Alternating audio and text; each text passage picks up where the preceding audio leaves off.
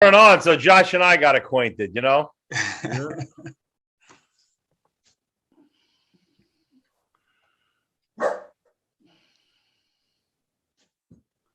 Phil, you gonna do all the sharing and stuff, or you want me to start sharing? Hold on. I got it right now. I am going to share it into all the threads. I got the link. You put it on ours or you put it on yours? I'm about to put it on everything. All right. Give me a second, guys, and I'll drop you in. Let me share it to my personal Raiders page. Live Chalk Talk and New England Region Pop Warner President.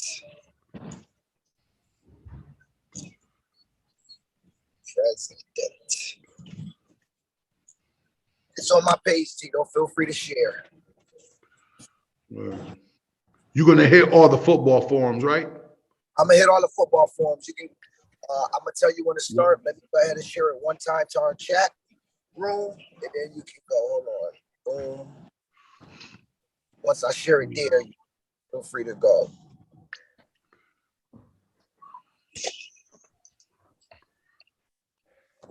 All right, you can go ahead. I'll keep sharing. All right, what's up? What's up, coaches? Coach Career, GeneralGridiron.com. It's the CTU football podcast, Thursday night chalk talk. We got special guest, Coach Josh Potter from Coeur d'Alene High School in Idaho.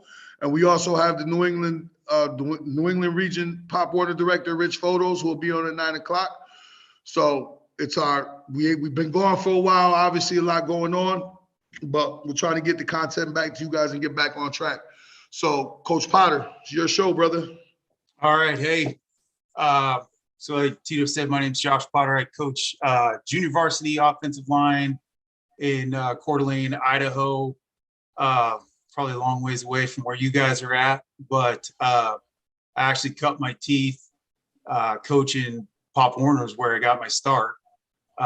And so Tito asked me to come on tonight. So I thought I would share, I don't have any chalk to give you tonight, but I thought I would share a way that, of course, I ripped this off like every coach does, but a way to structure your practice plan during your offensive install periods at the beginning of the season, and actually something that you can run throughout the course of the season. So I'll give you a couple different versions of it, versions that I ran with my youth teams, and then the way we use it now with our high school kids. So I don't know, you guys probably, some of you probably saw the Last Chance U. The final football season was filmed at Laney Community College in the Bay Area in California. And I was down there about, I think it was about 2015 or so.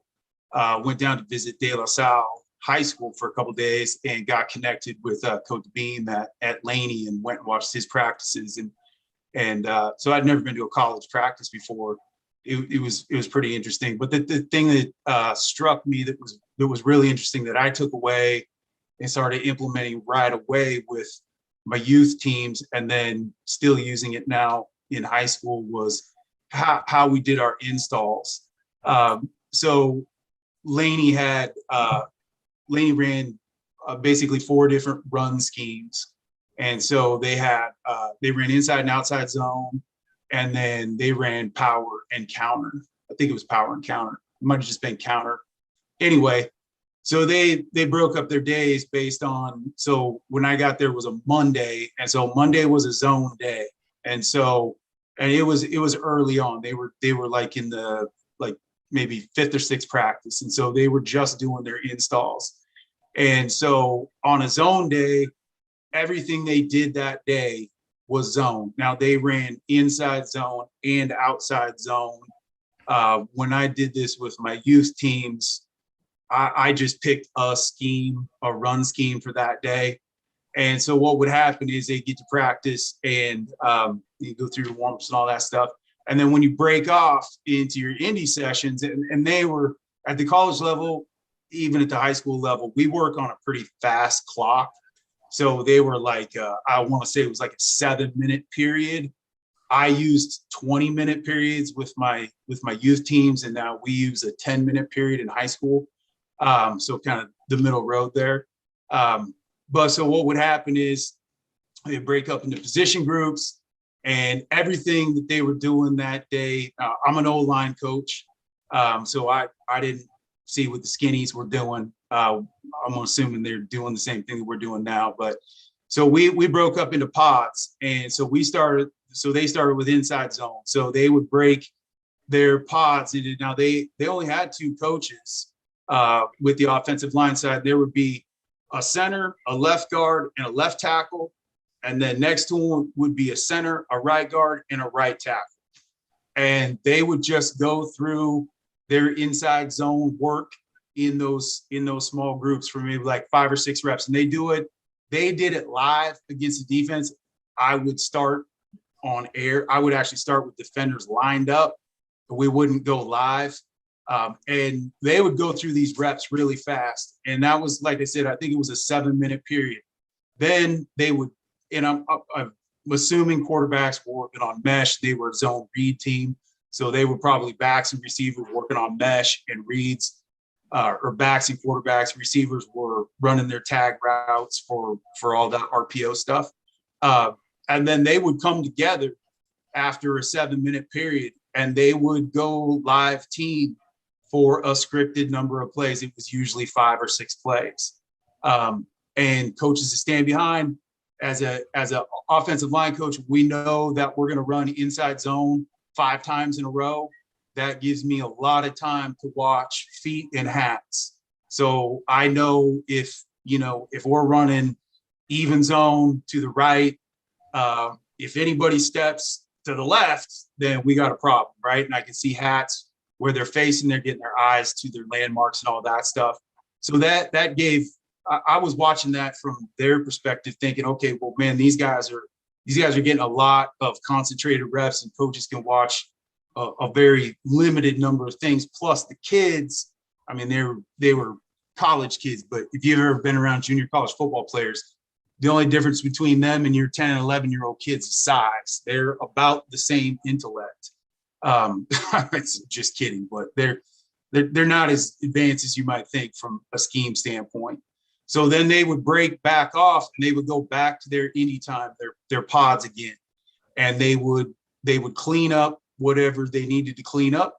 They'd come back together, and then they would run another script, 6 or 7 scripted plays of the same thing. And then they'd break off again. And when they broke off the second time, then they worked on outside zone. So they would work on these things in these little groups. So it would always be a guard and a center, a tackle, and then in the outside zone case, they added a tight end, left side, and then they replicate that same thing on the right side. They put defenders out there, and they would run through that stuff live. Again, 6 or 7 minute period. Then they'd go back to team. They'd run that same outside zone for a script. They'd break. They'd go back to their pods. They'd clean up whatever they needed to clean up, and then come back to it. So I was looking at that going, so I asked Coach Beam after practice, I'm like, how long have you been doing this, where it's an offensive day, it's just, I saw him, he gave me a printed practice plan. It said his zone. And so he's like, yeah, 5 or 6 years we've been doing it this way. So Monday is zone day, Tuesday is gap day, Wednesday comes back to zone day, Thursday is a walkthrough, however their schedule worked. But so I started thinking about that. I'm like, man, if they're going that concentrated in a single scheme with college kids, my knuckleheaded, I was coaching, I think I had 7th and 8th graders at that point. Thought, man, maybe our trying to install 3 or 4 different run plays in the course of one day and then tacking on other stuff the next day, man, maybe that's the wrong approach. And to be honest with you, we weren't that effective either. So it came back, scrapped everything, and we started going in these pod sessions. Now, when I did it with youth teams, we did it a little bit different. We would go 20-minute sessions, and the first time we would walk through everything. When I say walk through it, I mean we're freaking walking. So we put our 5 out there. Now, we were also a zone team and gap scheme team. So that first day we came back and we just walked through inside zone for 2 or 3 minutes. So we asked the kids, we're covered, uncovered team. So those were our rules. So we would point to, where we're supposed to go, who was our most likely going to be our responsibility. We'd have the defense fill their gap fits. So we'd have them fill their fits.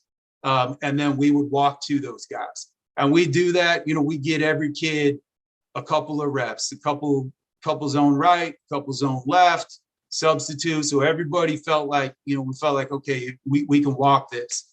Then we would actually break up and we would go, right side of the line, left side of the line. I had a great assistant that year.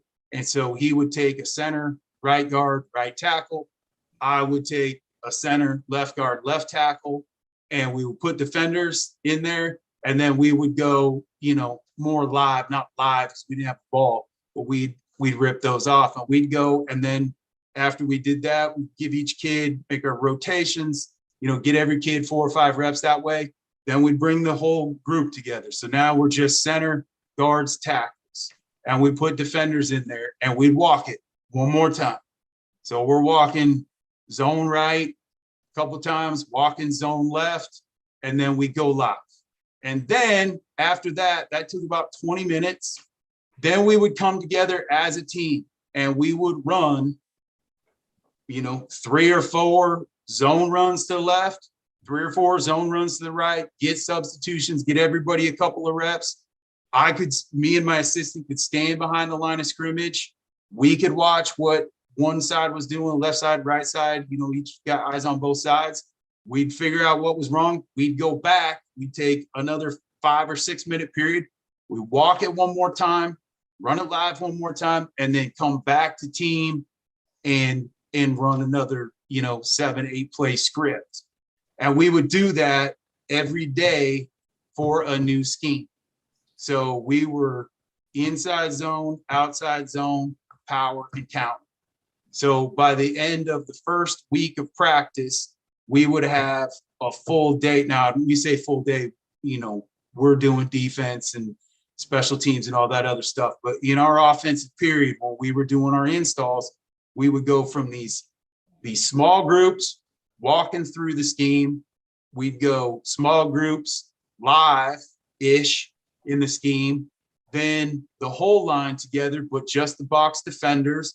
We'll walk that, then we would run that live, and then we would go and run it, a 7, 8 plays, same play in team.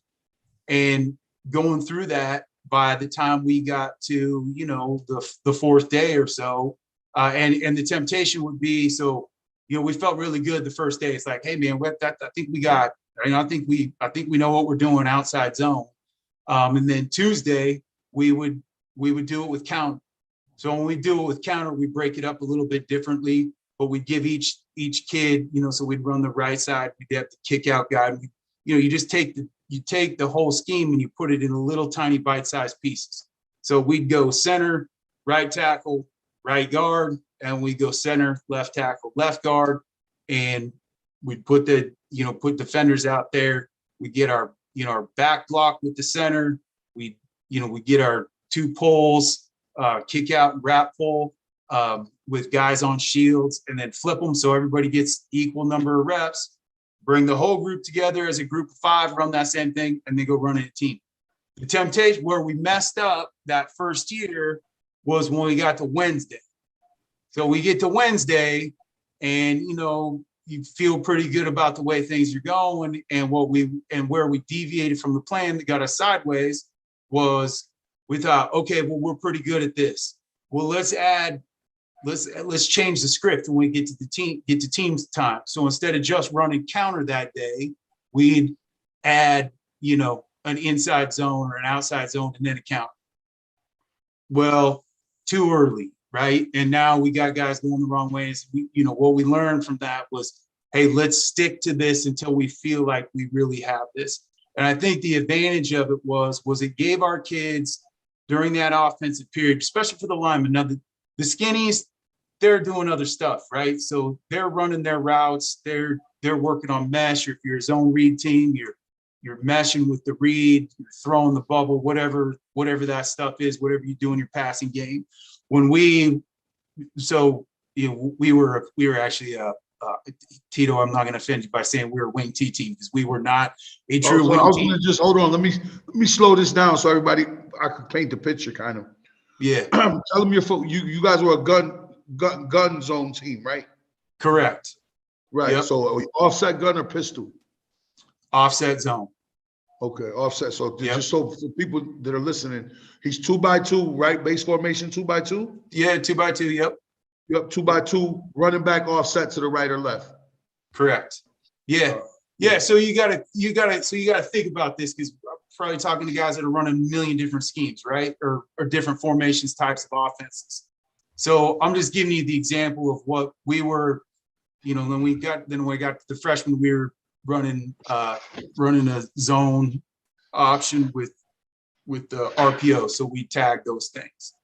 But what we figured out was that by spending an entire day on one scheme, that it gave the kids enough reps in that one scheme. All they had to think about was that scheme for that day. So the day that we installed, we started with inside zone because it was the easiest schematically for us to install. Those kids got a ton of different reps at a lot of different speeds, with a lot of different, as soon as you start adding other guys to the mix, it's like, eyes go all over the place. So we started isolated with just their pod, just that center, guard, and tackle. And then we brought them to the 5. And now you're adding those other defenders into the box. And so we never asked them to absorb the whole thing at one time. We just said, hey, look, you 3 are a team right now, and we're going to run zone to your side. And then we take the right side and do the same thing. And then we get to team, and it's just, so you get about, we'd spend about, an offensive period for us would be about 45 minutes to maybe an entire hour. And in that entire hour, we're just working on one scheme, because the guys that have the hardest time remember what they're supposed to do are those 5 guys up front. And if any of you guys have teams that don't score very well, it's because those guys aren't very good. That's just basically what it boils down to. So we put a lot of time into getting those guys, because the perimeter guys, they just got to learn their route tree, learn their tags. They've got blocking responsibilities too, but those guys had a little less to worry about. They could go a little bit faster. They were working on tags and things long before we were at that point, but we didn't have to worry about that anyway. All we had was our 4 run schemes that we had to get really good at. Right. So everything is pod work. So people understand pods is small groups, right? Yep. Small groups. Small groups. Now, when you work the front side, did you work the back side as well, or the back side work separately? So what we did was we would go, so we put them in their pods, right? So we'd have a right tackle, right guard, and center, left guard, left tackle, and we would just go zone right. Right. Okay. So for the guys that were the right guard, they were working front side, right? Right. And those guys on the left side, that center, guard, and tackle, they're working backside. Then we would flip it, and we would go zone left, right? But not mixing and matching the pods, right? Just staying in your pods, because it doesn't matter to you if you're a backside tackle on zone right. You got a different job when it's right than it's left, right? So, because we were reading that guy, so he essentially doesn't have to block that guy. He just climbs. But that's how we did it. I don't know if that's necessarily the best way to do it, but that's how we broke it down in pieces for our guys. So because before, what we'd always do is we'd just bust out the schematic, the playbook, and we just start installing crap. Right. Right. So now that's your install process when you're 5 days a week. What happens when it goes down to minimal practice? Not minimal practice, when you only could get 8 hours or whatever. Every league is different. I know what I you're know saying certain though. leagues do 8 and 6, some do whatever, but for the most part, let's say it gets down to 3 days a week. You only can do your 6 hours practice time a week. Are you still carrying that same model, or are now you're adding 2 plays on offensive period day? So we just did this during the when I was coaching youth teams, we did this during the install time, and our install time, our goal was to get the bulk or the base of the playbook installed during that period where we had that 10 hours, that 2-hour practice, or how, I can't remember exactly, it's been a while. But we had those same rules, right?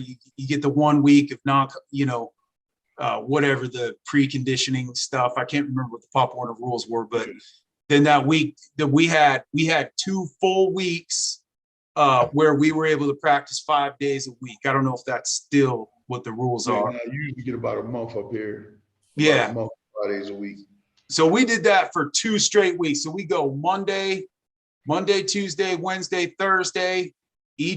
Each day, the half of the practice that was an offensive period was dedicated to that scheme.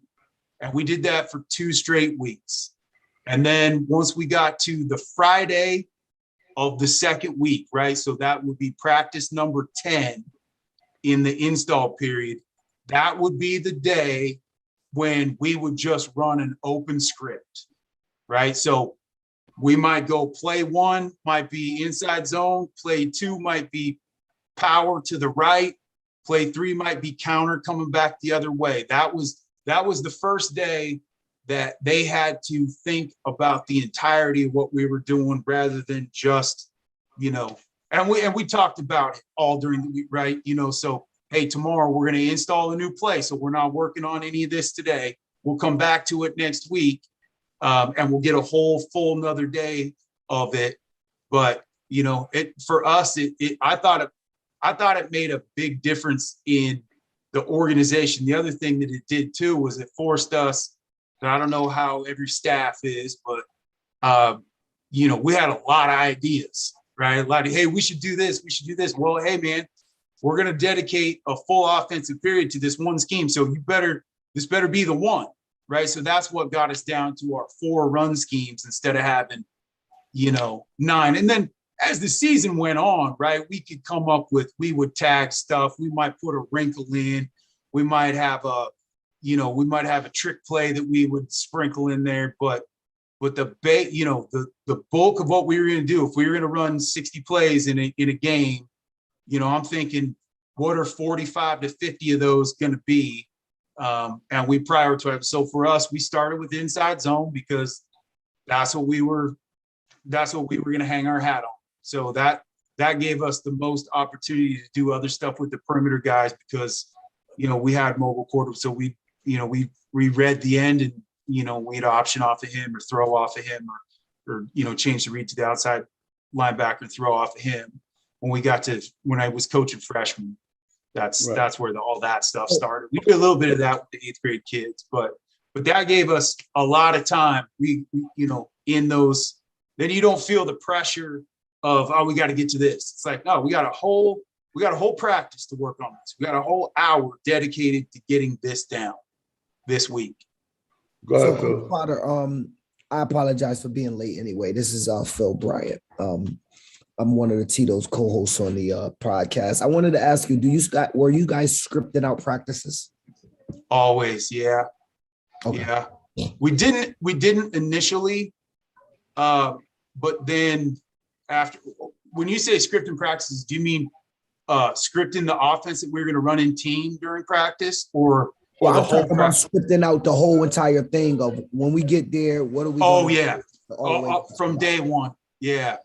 Yeah. I was an assistant coach for a guy for 2 years that didn't do that. And we were not very effective. So as soon as I got the helm, I was like, yeah, no, we're going to be on a clock. And we'd be, hey, if a guy needs an extra 5 minutes, we'd be flexible with it. But in large part, it was to the minute by the minute, we're moving on.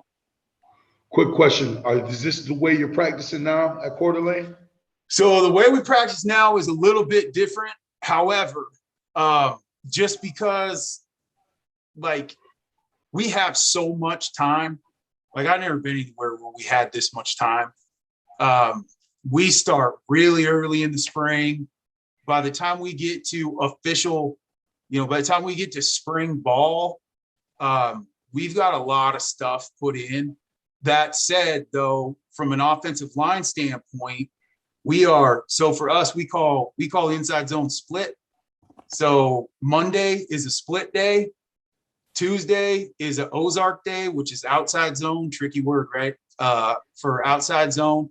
And then last year we ran 2 gap schemes. We ran duo, and then we also ran power, which we had a million different variations of power. But so we went Monday inside zone, Tuesday outside zone, Wednesday gap. Though, and then the difference was when we got to team, we don't necessarily stick to that. That is the bulk of the script. But by the time we get to fall camp in August, we have so many hundreds of hours, I feel like, of offense that we don't need to do it quite that condensed or quite that focused. But from our position group, the offensive line position group, we stick with that schedule all the way to the end of the season. So Monday's inside zone, Tuesday's outside zone, Wednesday's gap. And then Thursday for us is walkthrough because, we play Friday nights. Friday nights. Do we got questions from the floor, Phil? We got 5 minutes. We do not right now. Nope. Practice planning is not a real sexy topic. So no, it's not. It's not. But the thing is, though, I always felt like how we installed was as important as what we installed. Because if you don't have a plan for your installation, I mean, I've been in some of those situations. My first year when I got to be a freshman football coach as an O-line coach, there was no plan for installation. They just had a playbook. I'm like, what the hell? How are we going to get all this installed in a way that makes any sense? How many times have you seen? How many times have you seen that? Like when you watch other people and stuff, like it's crazy. It's like, how do you go in without a plan? How you going in with an 80-play playbook in day one? Yeah. So have you ever seen the guy that he got a beautiful 50 plays that he goes there on day one and tries to run all of them? Well, my guy tried to put in most of it. And after the first day, I was like, man, I don't have any hair on ball. But I said, if I had hair, I'd be pulling it out. He's like, well, what would you suggest? And so I just laid it out. I'm like, hey, here's how I've done it. And he's like, okay, let's give it a try for a day. He said, well, I'll give you a day. We'll see how it goes. And so we did 2 schemes. We did a 10-minute period, run team, come back, run a different scheme.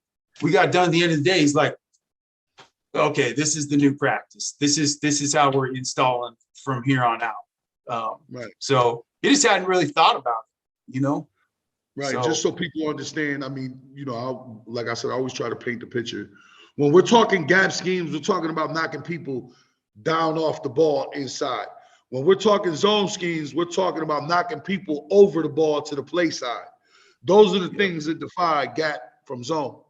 Yep. For people that don't know, gap schemes are more double team intensive with kicking and wrapping, and you bringing kickouts from other places.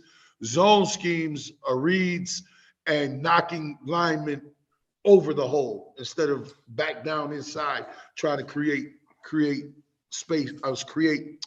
Separate the defense, part the C's. Yep. And a wall on the inside, a wall on the outside. And in large part, in a gap scheme, pretty much where the ball is going to get inserted, right? I mean, if you're running power, we know where the play is going to hit. Those gaps ain't fluid, not like in zone where it's fluid. Right. Yeah, those gaps are not fluid because we're moving linemen away from where the ball is going versus in zone. We don't know. I mean, we got an idea. We got a plan A. Yeah, but that gap moves, and so that ball might get inserted in a backside gap. We might be pressing B front side, but we end up running the ball through the backside A. Backside to A, Yeah. Definitely. Yeah. Coach, my boy, you know, it's been years. Thank you for coming on and doing this one solid. It was Yeah, no interesting. sweat. When you told it to me, I was like, you know, that's interesting. That's different from what we've been doing. So it wasn't your typical chalk talk, even though I put up his formation here. And so you can see some of the pod on the kickback of what he's talking about. Working one side with their rules, walking the backside, and then reverse, run the play the other way. They work their front side rules, they work, right? This is how your pod would be set up for the line. There'd just be, yeah, there'd just be more space. Right. Yeah. And the down four, right? Or you putting the linebackers in there? Yeah. So we would separate those two. We'd have two centers. So there'd be a center, a right guard, a right tackle, and then another center, a left guard, and a left tackle. Oh, okay. I got you. So So we're getting, you know, six. So doing this center, guard, tackle, versus let's say that type of look, right? With the backer. Yep. Then you're saying you're going center, guard, tackle the other way. And let's just say this is even where we're going to have a one and an end with the linebackers, and you're going to work the combos there, right? Yep. So there's your pods. That's what he's talking about, pods. Yeah. So we'd have about 6-7 yards between those two centers. So we've never had any chance to get, you know, tangled up or whatever. Right. So we would go right. You know, we might go play side, both pods, and then we might go just right or left. So the other pod was working, you know, that backside. All right. Well, definitely, brother. We appreciate you, the CT. Yeah, no sweat. The CTU football thanks a lot. You. I think that a lot of people are going to watch this back and find it useful. Like you said, it might not be sexy initially, but what I found was in my dealings is since I started practice planning, I've been successful. So I will continue to do so. But I want to thank you for coming on as well. We appreciate you, and you know, tap back in if there's ever something else you want to teach us. We're interested. Yeah, Right. well, next time you got something sexy, I'll do that. Yeah. Hey, no, but you're welcome. You can stay on and watch the podcast, or you know, you can check out whatever. But you're welcome to stay on. All right. Yeah, I'll see what's going on in New England Pop Warner football. Definitely. Hey, all right, brother. We want to welcome you again to the Connecticut Youth Football Podcast. At this point, we want to welcome in Richard Photos, the New England Region Director. He just took this post January 1st. Rich, you can go ahead and unmute yourself. We want to thank you to the show. And in the interest of being transparent, I am a member, not of the executive board of the New England region, but an extended board member of the New England region. I'm in charge of the media. So I just want to put that out there so nobody, you know, say that I'm not being transparent in anything that we do. But Rich, thank you. Welcome to the show. How you doing, brother? I'm good. Thank you for having me. Thank you for giving us the opportunity to talk about some of the new stuff that's going on and where Pop Warner is going this year, or where they're planning on going. And listen, I think information is good to get out there to people and, you know, talk these things out and stuff like that. I'll give you a little bio about me. In 2006, I started Amity Pop Warner, branched out, did that, ran successful. 2016, I took over Southern Connecticut Pop Warner. I was the league president for 5 years.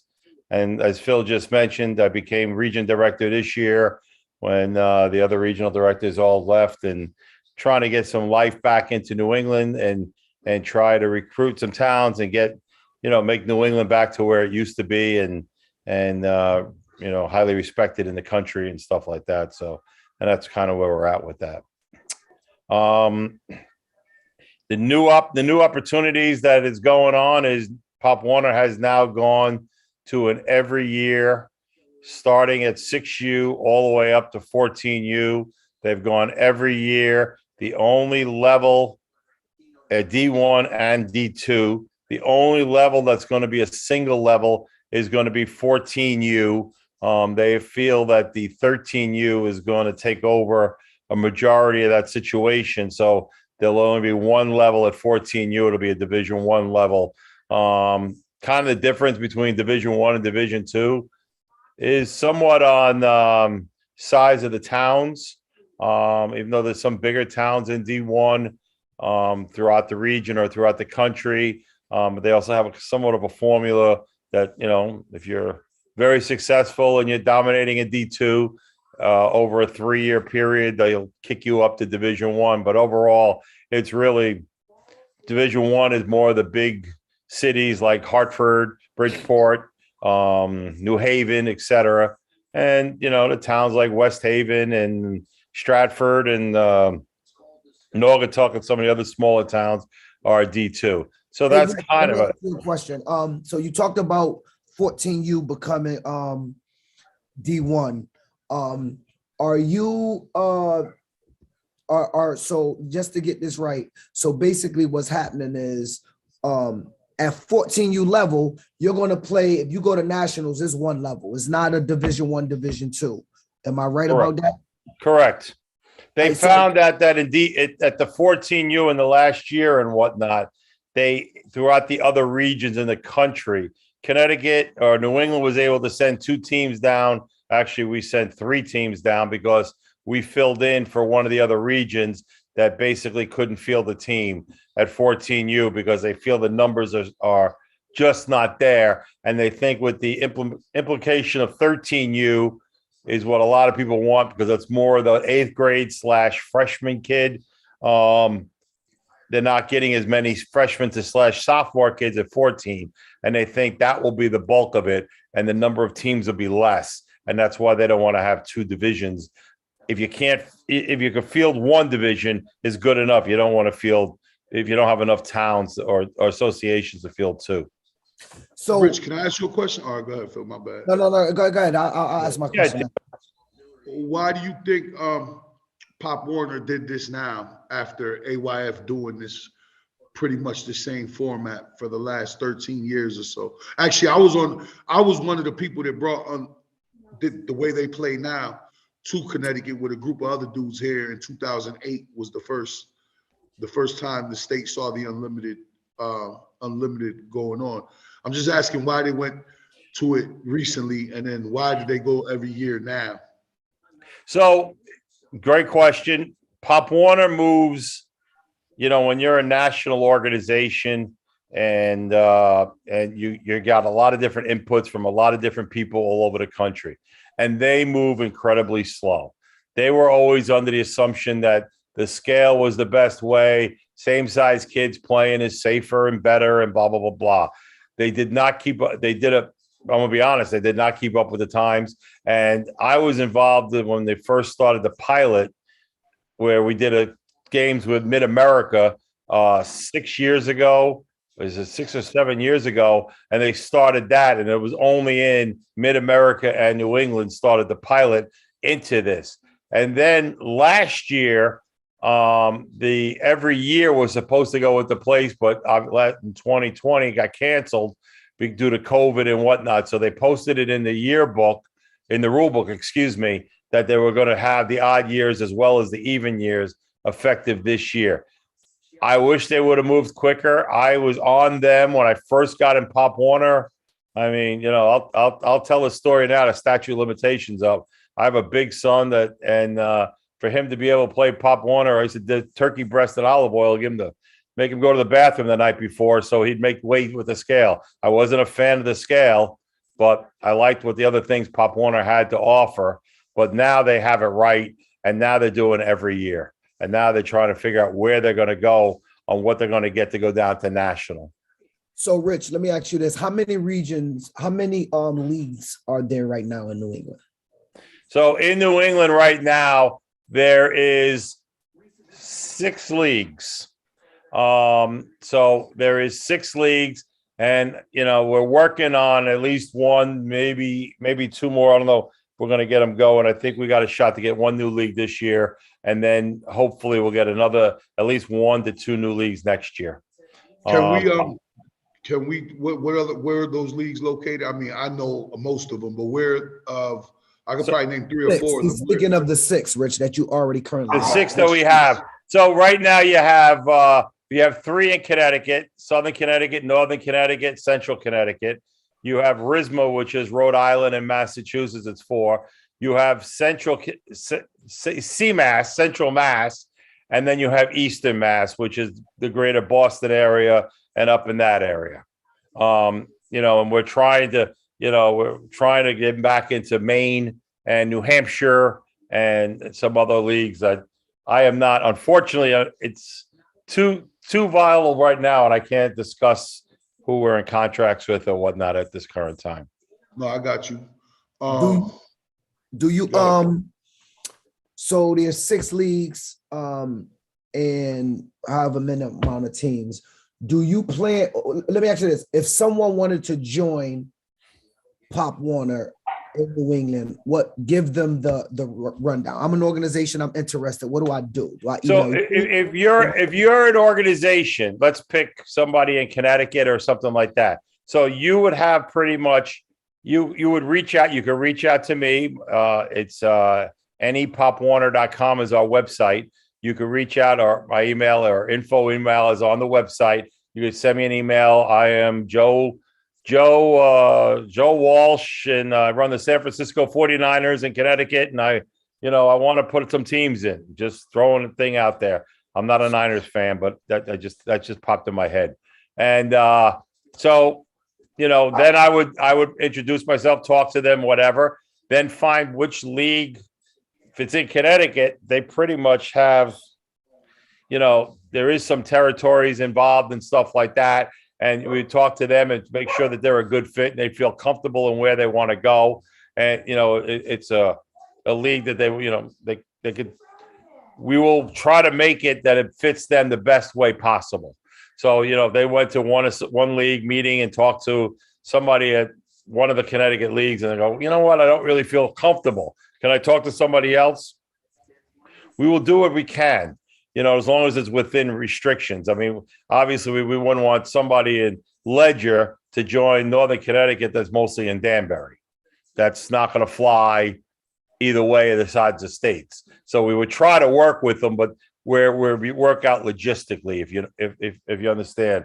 So that's kind of where we're at with that. But we will try to make it work and where it would fit, and the demographics and everything else on what you have to offer in the leagues. And then we also have crossover games. So, if you're in Southern Connecticut playing Central Connecticut, you're going to play some games, against each other, or Northern Connecticut, they're going to play these other games and fill in the schedules and whatnot. So by having that kind in Connecticut, where you have 3 healthy leagues, everybody should be able to get a full 8-game schedule and not play the same team 3 times or whatever.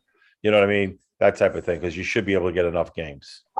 And obviously, those parameters are set. Those parameters are set within the region, or those are to be discussed, like amongst the 3 organizations or the organizations in Mass or Rhode Island.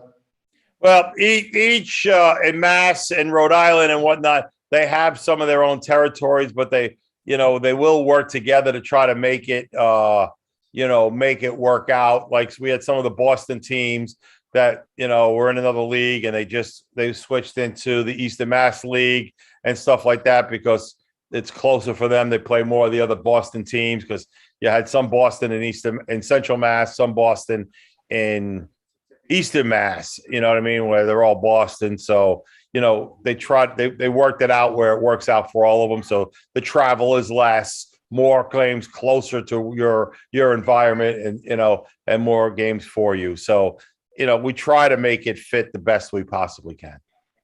So, Rich, I know that Pop Warner, for the first time ever, moved away from Disney World, and there was a lot of anxiety about that in Pop Warner Nation, all over the nation, even surprises from other leagues. Give us a little rundown on what your thoughts is, what we can expect to be coming up in December. You may not know all the logistics. I'm sure I know. That's fine. So what happened to them this year? This was the first year they were at Universal, and what they did was they spent a lot of money planning and trying to develop 2 more fields on open lots that are around Camping World Stadium. The sod didn't take, and a week before, national reps came in, looked at the field, and deemed them unplayable. So they had to find other fields, and they found them at the fairgrounds and stuff like that. They were nice fields, but they weren't all close. Ideally, what they're looking to do and hopefully it'll be done for this year. And hope they're going to try new sod and try to get it better and stuff like that. But if I thought the games inside Camping World Stadium were magnificent. It was a beautiful stadium. The kids were on the Jumbotron. You were able to hear the crowd, even though there weren't big crowds. I know Tito was down there. Phil was down there. I thought that facility was beautiful. I thought my belief in what they told me it's going to happen is that block between the fields and whatnot is going to be shut off, and there's going to be food trucks and some different activities, and all the games are going to be within a block or two. So it'll be, like I've told them, and they kind of agreed with me, is if we can make that block into like a carnival-like atmosphere where people want to stay and bounce from game to game and not have to get into their car because the ride is 10 minutes away to the other field or whatever, would make the product so much better. And I'm sorry? That part wasn't that bad because I went, obviously, and I went. I know you were there. The inside Camping World was beautiful, but the other part. So was Jones. So was Jones High School.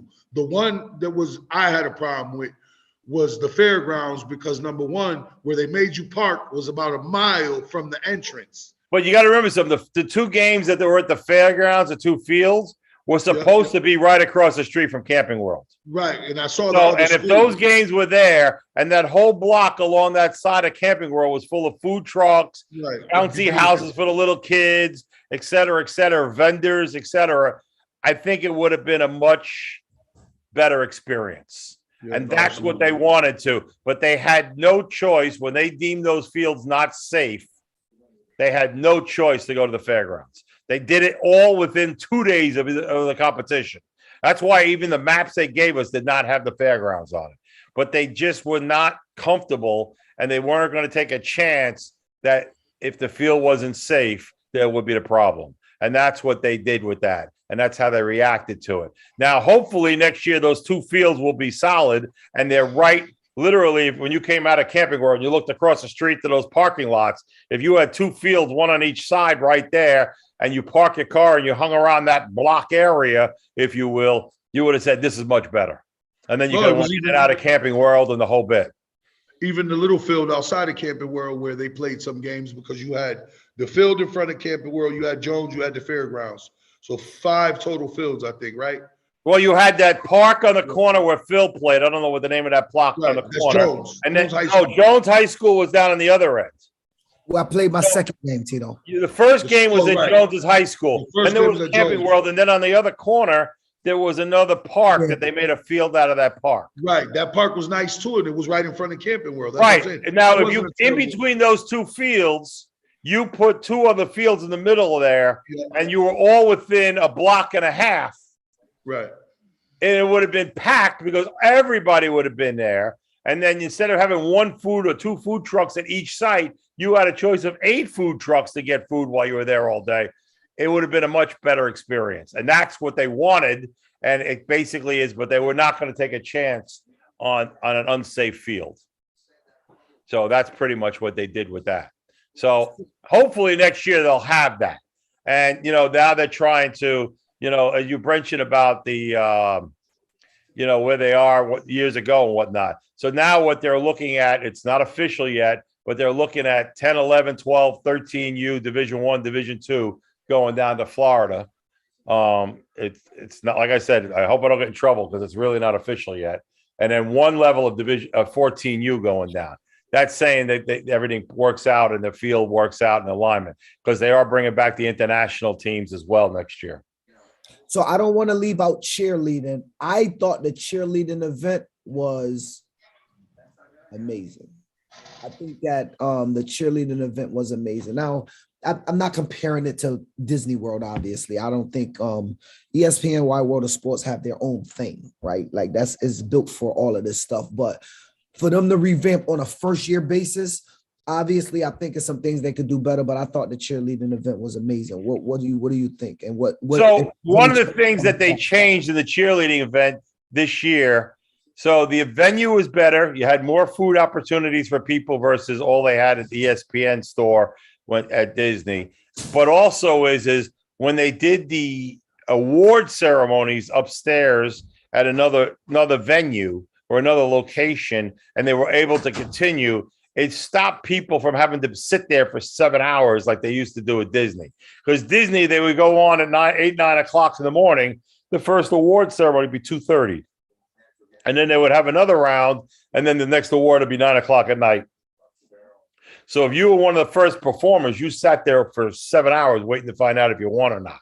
Right. Where they did it because the facility was so big and everything else at the convention center, you went 2 hours, and every 2 hours or so, or 2.5 hours, they had an award ceremony. So you were only there for a couple of hours. You could have stayed, but if you wanted to leave and go to the parks or go swimming or whatever, you had that ability, where you did not have that ability at Disney. So that was a big plus that made the cheer event so much better, because people were not there for 7 hours or 8 hours. If you were the first one to go on at 8:30 in the morning and you had to sit there till 2 o'clock and you couldn't leave, you couldn't get out of your uniform, you couldn't do nothing, versus you're out of there at 11 o'clock and now you got the whole day to enjoy yourself, celebrate your victories or whatever, and move on from there. So that, I think, was a big plus with the bigger facility at the convention center. You muted. One Peter. question, Rich. I just got a question in my messenger because Okay. somebody missed. Is 8 and 9U Florida eligible or no? Probably I not. am pushing. I'd rather see 8U, and I am pushing more for 8U than I am for some of the other ones. Some of the other age groups. I mean, to be honest with you, I'd rather see 8U go down than 11U, if you will, because you already have the 10s and 12s. I'm sorry?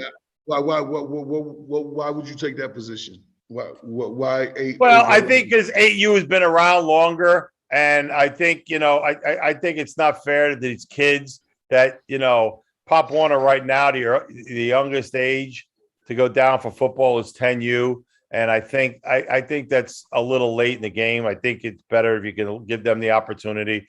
I mean, we've had 8U regional championship games now for a couple of years.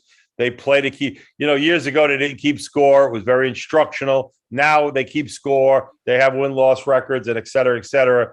I think you should bring them down. And I think the kids, maybe it's a little weird, but you watch these 13, 14-year-old kids go down there and it's like, okay, it's business, and they're down there and whatever. You watch an 8-year-old kid go down there and their eyes light up like saucers, and they're all excited about being down there. And, they had, for the football game, they had one of the guys from, I don't know, Minions or one of the cartoon characters there. The 8-year-old kids would have loved it. The 14-year-old kids didn't give a hoot. You know what I'm saying? I mean, they used to have Mighty Mites, because my Mighty Mite team went a couple times and they kept score. And I tell you, those games were really packed. When I brought They my always Mighty Mite are. team down there was jam-packed. I think they took 12 teams, if I'm not mistaken, from around the country and let us do a Mighty Mite tournament. Now, it wasn't a tournament where you got one winner, but you was guaranteed 2 games. So they just basically drew 2 names differently. And I end up playing, not me personally, but the Hurricanes end up playing, I think, like Chicago. Then we end up playing San Francisco. And it was a beautiful time. It was jam-packed. And then they had the party afterwards just for the Mighty Mite people. I do think Pop Warner should bring 8 and up. 8U, 9U. Right. We have the time. Well, and listen, Tito, what I mentioned about those 2 fields, the down the road plan is there is enough space there where they have that, where you could almost build like 3 or 4 fields. They got to do some work, but you could build 3 or 4 fields. They need more work, and that's why it's not in the plans right now. The plans is getting the first 2 up and then work on the next 2. Now, but my thing is when they have those 2 extra fields, then they're going to bring everybody down, 8 and 9-year-olds down there. So that is not an issue. But the question is until they get to that stage. But right now, new is 11 and 13, and I think 8's been around. I think why did they get jumped? Because you're bringing 11 and 13s.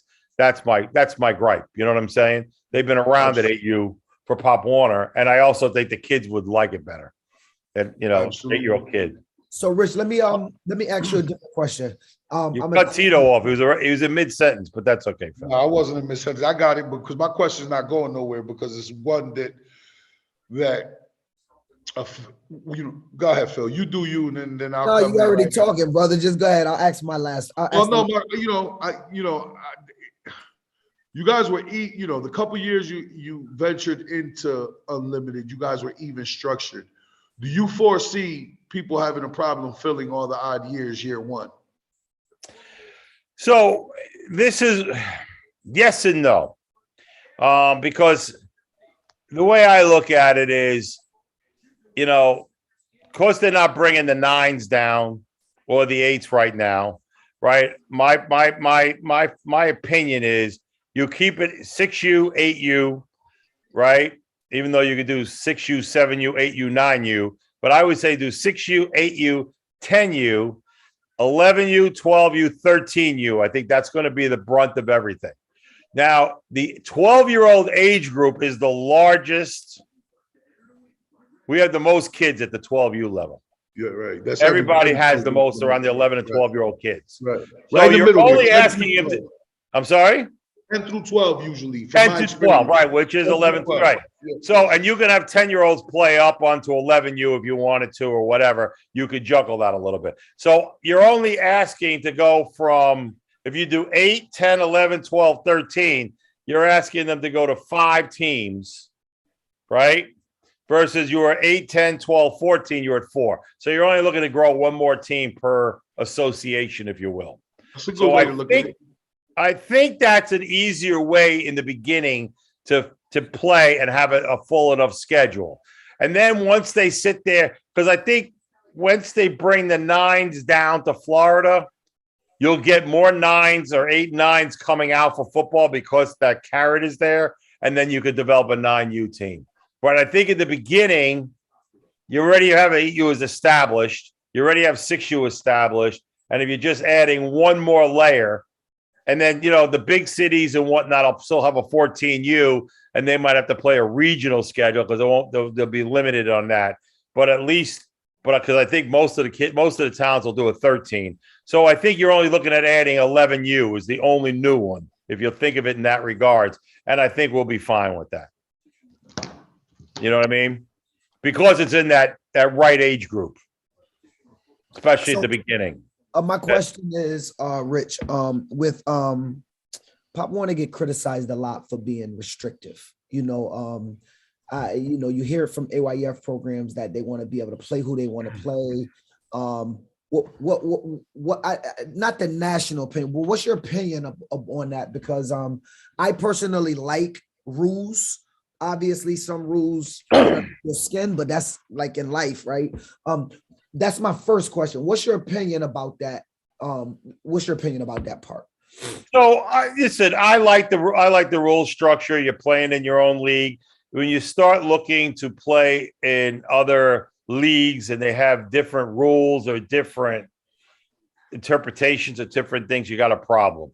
I've always found that is Pop Warner is healthy enough where I'll use Phil, for example. He had a special 14U team in 2019. He was supposed to play a game that against the team that he would have beaten 40-0. I made some phone calls and we got him to play Brick City down in Jersey. Stratford had a nice team in 2019. I got him a game in Rhode Island. If you're looking for a game, we could probably get you if you feel you're that quality and you want to give your team a real test before the playoffs, there is enough places that we can find within the Pop Warner structure to find you that game to get you, a pretty, a good challenge or a good test, if you will. So they're out there that you don't have to go looking into other leagues, getting permission or not getting permission or dealing with it. And then you worry about, because, it's one of those things where it's like, if a Pop Warner team plays an AYF team and a kid gets hurt, your insurance might not, even though they're both USA Football insurance, but because it's insured through Pop Warner and they're recognizing Pop Warner rules versus another league's rules, even though they're similar, one might be grade based or one might be age or whatever. You still got differences or whatnot. And, in the world of everybody trying to sue everybody, I'm afraid of that, to be honest with you.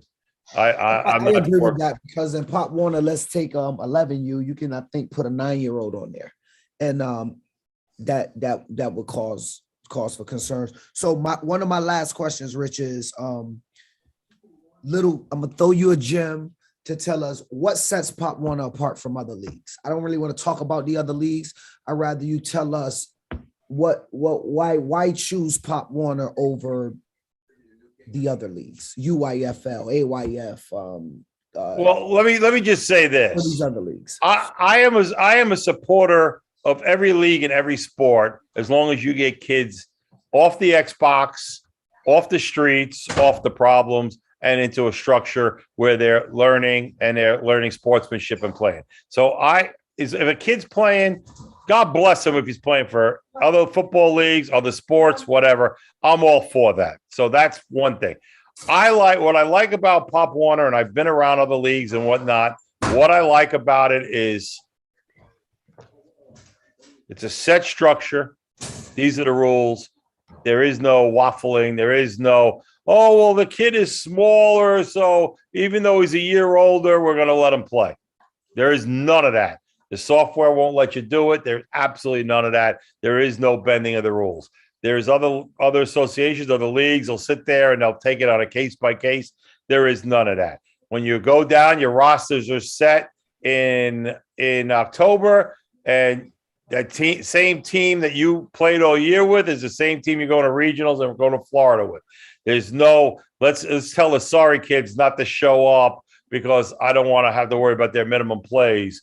You know what? There's forms. They got to be filled out and they got to be checked and they got to be followed, especially in the playoffs because of that. So I like that fact because it's not all about winning and everything else. It's about integrity and it's about following the rules. And I'm not trying to say these other leagues don't have integrity. Please don't take that. But they follow the rules that are set rules and they're structured in the rules. And I like the structure. And everybody thinks I changed the rules. I just enforce the rules and that type of thing. So I like that factor. Hopefully I answered that question, Phil, without putting my foot too much in my mouth. No. I appreciate it because I think people need to hear the perspective from almost the highest you're going to get the highest you'll get in New England about Listen, if I run all of Pop Warner, that's the only place up from here. So Hey, brother, I support you going up there and going down the national. I'll take that salary. Right now I work for free. Well, I'll take you.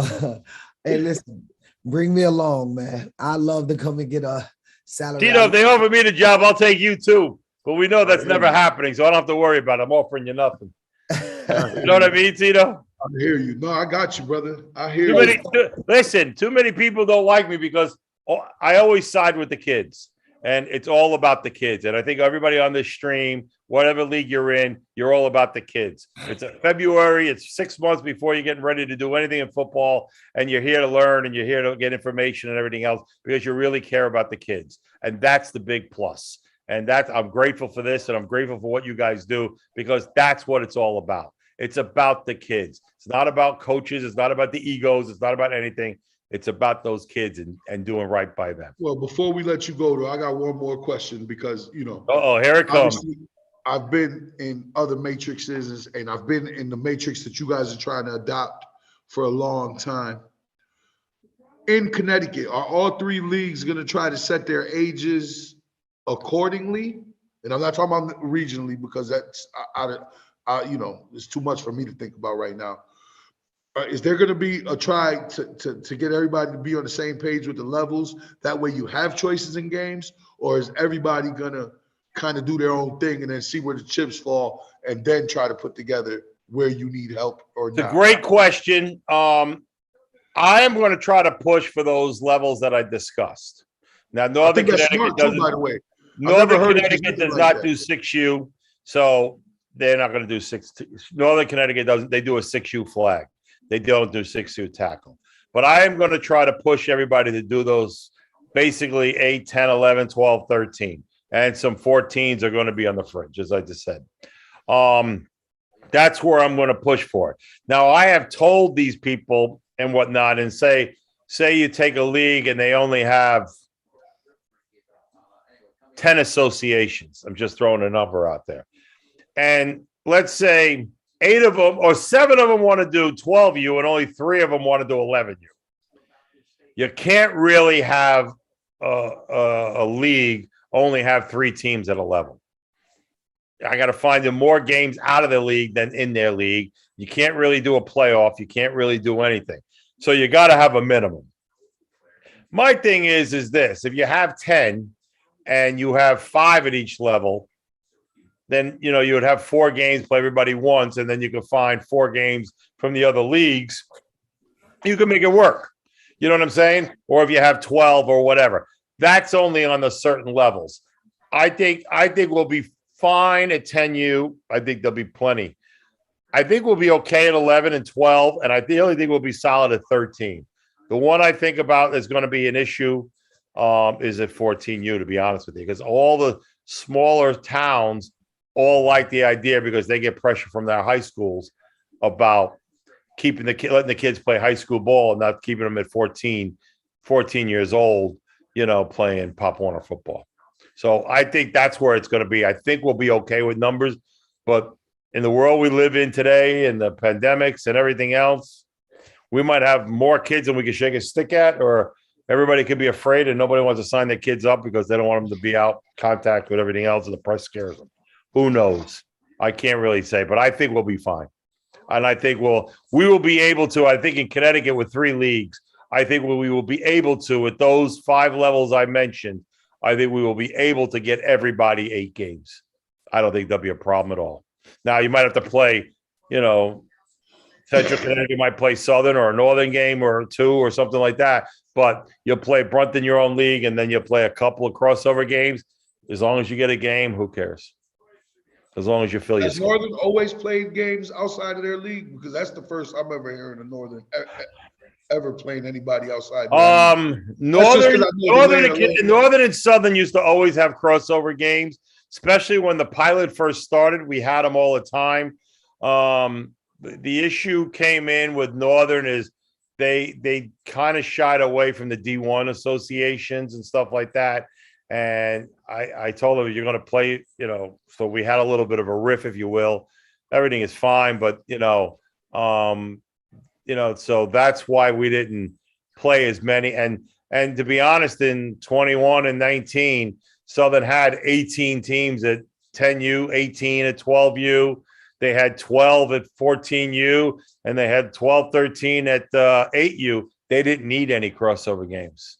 You know what I mean? And the one level in 2021 where we had an odd number was at 14U, where we had a bye. They had an even number, so they didn't offer any at 14U. So, but Southern had an even number, and we had plenty of teams that we didn't need to venture into that world. You know what I'm saying? But now with the added levels, I think they're going to have to. My last question. I swear I'm done, but I swear I'm done after this one. I'm done. The justification of Division 1 and 2 in Connecticut, the numbers that I've heard thrown around, and I don't even know if they're true. Are those a Connecticut rule, or are they a national rule as far as how we're declaring, how Connecticut Pop Warner is declaring So Division 1 from Division 2? There is national guidance where you take teams, and if they've gone down and numerous times down to Florida, they've been very successful. They have a tremendously high win percentage. They push them up to Division 1. Northern does not have any Division 1 teams. The only ones that had it was Southern. So Southern had a rule, and it was in their bylaws that it was 1/3 Division 1, 2/3 Division 2. Well, when we came off the pandemic and everybody going into the age-based, there really was no history of win-loss records because people were playing junior peewee, junior varsity. People were playing age-based. People were playing this. You had a year off and everything else. So what I did was I just used math, and it worked out perfectly for 21, where we took over 65,000 in population, under 65,000. Call it a day. It worked out exactly even, 1/3, 2/3, that I didn't have to go to any brain trust or do any voodoo math or anything like that. It worked out even, and that's what I ran with in 21. Now with the new structure, that's a league decision. The only time the region gets involved is if the team is that dominant over a 3-year period that we will force them. Right. So Nationals doesn't enforce Division I, Division II. They do. Basically, if you're a Division II and you go to Florida 4 years in a row with 2 teams, they're kicking your ass up. You know what I'm saying? My question is that number, that number, I think there's other Division I teams hiding in Division II, because I know and I've always had a problem with this. If it's the number, then there's some bigger towns that are in Division II that probably should be in Division I, seeing that there's always more Division II teams in Division I. That's why I asked.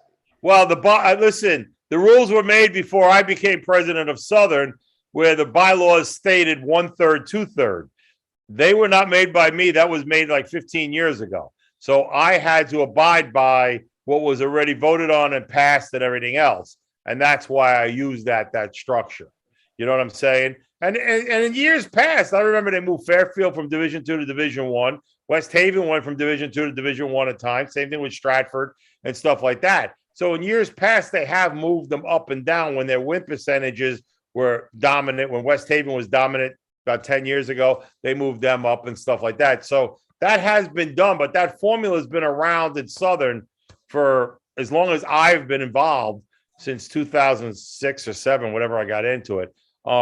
So that's always been there. So there was no reason to try to ratify and change that when that's worked for so many years. Fair enough. I hope I asked you a question, but yeah, there's always more Division II because that's what the bylaws said we had to do. You know what I mean? Right. And so if you move somebody up, you had to take somebody down because you had to stay 1/3, 2/3. Well, I think also the reason there's more Division IIs, especially in Connecticut, is Connecticut only have 8 cities. I don't even know if it's 8. Like, we're not big on cities. We're not Miami, we're not the Mass where we have. Well, Connecticut comprised of mainly small town America. That's what we are. And so we're always going to have more Division IIs than Division Is. For me, it doesn't matter. As long as we have Division II teams that's willing to play Division I don't really care how many Division I teams there are. I think more local as opposed to national. I don't really care about national play. My big thing is the Division II teams in Connecticut, as long as, and they have been, I give them props in Pop Warner, they have been willing to play Division I towns on one game here or one game there. And it would be tough for them to play all D1 schedule. So they shouldn't have to do that. So I think that's why we made. Well, you know me, I'm always trying to protect city football. Always my stance. I'm always trying to protect us. And it just seems like in the last 15 years, everybody runs to Division II and they're leaving us. But there's no cities. Choice. What cities are there? Like West Haven is not a city. We think they're a city because they got good football. But here's the problem with moving good. Well, West Haven's considered a city, so is but here's the problem with moving teams like West Haven up. In my eyes, when you my question wasn't geared at West Haven. No. I'm about to say that when you take those mid-tier towns of a size of a Stratford or West Haven or Hamden or Meriden, and you force them to D1, now you have zero representation at Division II that's going to be of substance when you do get the nationals. So you want those teams that are good and on the cusp to at least be in Division II, so at least you're well represented when they get the nationals. I mean, I ain't gonna say no names, but our Division II towns, it's not that they did horrible, but when they got beat, they got beat. And to take those towns and move them up, what is that less tier gonna look like when they go to nationals? I mean, if those teams got their butt whooped in the second round, the first round, it'll be a complete slaughter. You'll be eating wings by the first quarter. Like, man, I'm not watching this no more. So there's a balance that need to take place. I think the problem we have in Connecticut, again, is, I mean, you got Hartford, Bridgeport, New Haven, New London, Waterbury, New Britain, Danbury, Stanford, Stanford, and Norwalk. You got 9. Right, but believe it or not, you got 9 total. New London's only 30,000. Well, let's take New London off. It's 8. You're right. In New London's only Connecticut, 30,000. in Connecticut, I believe anything over 30,000 is considered a city in Connecticut. I'm almost positive of that. I might have to Google that. Well, no, I'm talking about in the frame of football cities. I'm not talking about going off of numbers. But hey, Rich, listen, I want to thank you for coming on. I think this was a great representation of Pop Warner in New England, and for us to ask you questions and get a feel for your vision and where Pop Warner's going. Can I just say one more thing? If anybody has any questions and they want me, or I'll give you the straight answer. I'll give you what it is. You can email me. I'm on the New England website. You'll see my name and my email address. It's rich.rd@anypopwarner.com. Send me an email. I'll answer you right back. And, I'll tell you the truth and whatnot. And you want to sit down and have a conversation, I'll do that with you as well. And whatever we need to do. And if you're just looking for advice or you're just looking for ideas, I'll help you out with the best I possibly can. Because again, I'm more about the kids than I am a Pop Warner guy. And I also want to say thank you for all you guys out there for what you do, because that's important. Getting these kids off the street and getting these kids off the Xbox are the biggest challenges we got going on today in our communities. And that's what we need to do. And that's what I appreciate all you guys doing what you do. So, yeah, thank you for having me, Phil, Tito. I enjoyed it. It was a great time. And I really appreciate being on this podcast, and hopefully I'll be invited back someday down the road. Hey, I think that's a great way to end it. Speaking about the kids staying off the streets, it's your boy PH, Mr. Above 140. I'm out. It's your boy, Coach Career, the generalgridiron.com, CTU Football Podcast. And we will be back next week with something monstrous. Peace.